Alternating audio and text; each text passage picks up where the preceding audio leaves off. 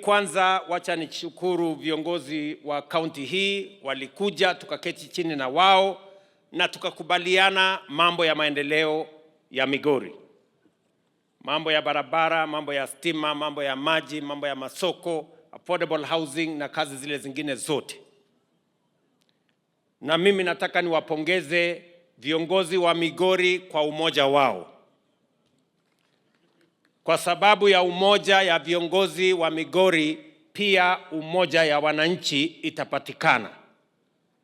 Na nyinyi mkiishi kwa pamoja na kwa kushirikiana, neno la Mungu linasema mahali kuna umoja, Mungu anaamurisha baraka.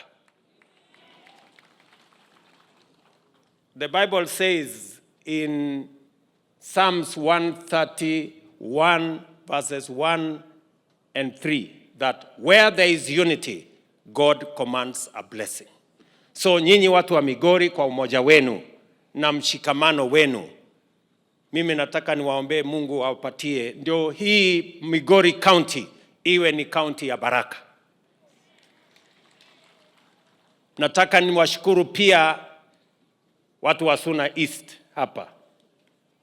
Ndio mmetusaidia kupanga hii ibada na mmetuhost kama wenyeji wetu. Na nyinyi watu wa hapa Suna mko na maajabu sana.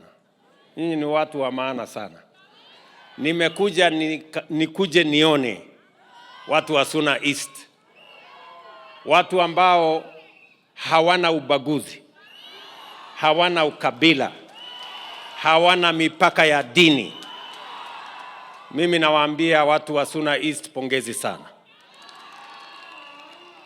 Hii ndio Kenya ambayo tunahitaji. Kenya ya umoja, Kenya yenye haina ubaguzi, Kenya yenye ina mipaka ya dini.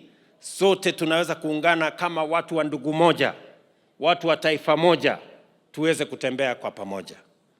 And I want to say to the great people of Suna East and Migori, to you